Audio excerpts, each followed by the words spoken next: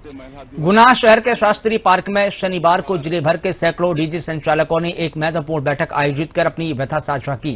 संचालकों का कहना है कि बढ़ती प्रशासनिक सख्ती और कार्यक्रमों पर प्रतिबंध के कारण उनका व्यवसाय ठप हो गया है, जिसके चलते परिवार आर्थिक तंगी और मानसिक तनाव के दौर से गुजर रहे हैं।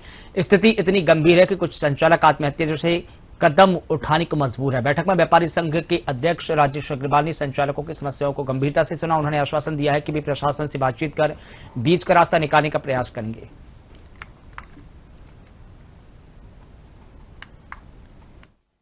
से हूं और कलेक्टर साहब के जो निर्णय से डीजे संचालक जो प्रभावित हुआ है, इससे हमारे सभी डीजे भाइयों का बहुत नुकसान हुआ है। और हमारे जो जिला अध्यक्ष राजेश अग्रवाल जी जो हैं, उनसे हमें अनुरोध करते हैं कि हमारी कुछ सुनवाई आगे करें कलेक्टर साहब से, जिससे कि हमें अपने प्रशासन से। डीजे बंद होने से क्या समस्याएं आ रही हैं आप लोगों को? हमारे डीजे बंद होने से हमें समस्या आ रही है, तो हम किस्त जमा नहीं कर पा रहे सर। दूसरा घर का पालन पोषण करने में काफी परेशानी आ रही है, बच्चों की फीस जमा करने में। लगभग कितने डीजे होंगे गुना शहर में? 350 से 400 डीजे हैं सर। पर डीजे पे कम से कम 10 से 15 आदमी काम करते हैं। और अभी की स्थिति ये है कि किसी के पास किस्त जमा करने के ही पैसे नहीं है। इसी गुहार को हम लेकर के हमारे आदरणीय बड़े राजेश अग्रवाल जी के पास आए अपनी टुकड़ा सुनाने के लिए, वो कलेक्टर साहब को। अच्छा, ये बताएं, अगर आपकी सुनवाई नहीं हुई तो डीजे संचालक का क्या करेंगे? आंदोलन करना पड़ेगा, इसके अलावा और कुछ नहीं। धरने में बैठेंगे सर, क्या करें? इसके अलावा और कोई उपाय भी नहीं दिख रहा हमें। देखिए, इनकी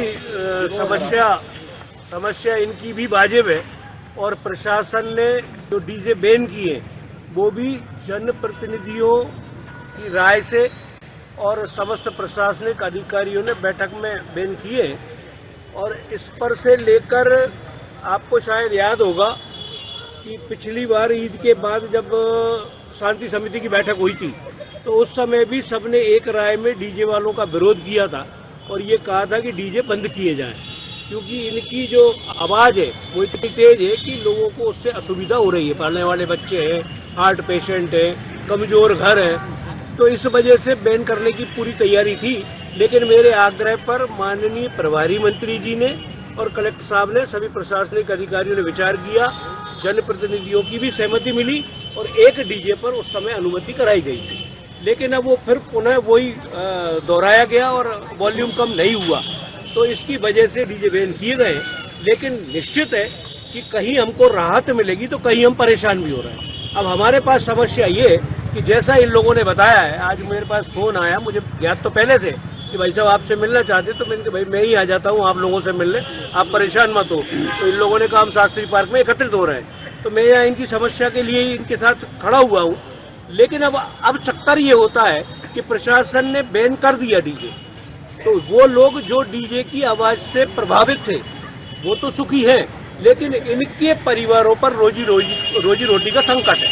ये जैसा कि बता रहे हैं कि 350 से अधिक डीजे संचालक हैं और एक एक डीजे पर 10-10 लोग कम से कम काम करते हैं, तो करीब हम माने तो 3500 लोगों के परिवार प्रभावित हो रहे हैं। तो अगर बात करें कि 3500 लोगों के परिवार में 5-5, 7-7 भी लोग होंगे, तो कम से कम इससे 20,000 से ऊपर लोग प्रभावित हो रहे हैं। तो निश्चित ही समस्या गंभीर है और विचारणीय भी है कि हम एकदम किसी के ऊपर ब्रेक लगाएंगे। तो अभी एक भैया बता रहे थे हमारे कि उनको अभी किस्त ड्यू है और लोन की किस्त भरना है, तो अब ऐसी स्थिति में वो किस्त के पैसे कहाँ से लाए, घर का खर्चा कहाँ से लाए। कुछ भाई बता रहे थे कि पार्टियों से 10, 11, 12 में शादियां हैं, अब वो पार्टियां एडवांस वापस मांग रही हैं, लेकिन जो स्टाफ में बांट चुके वो पैसा।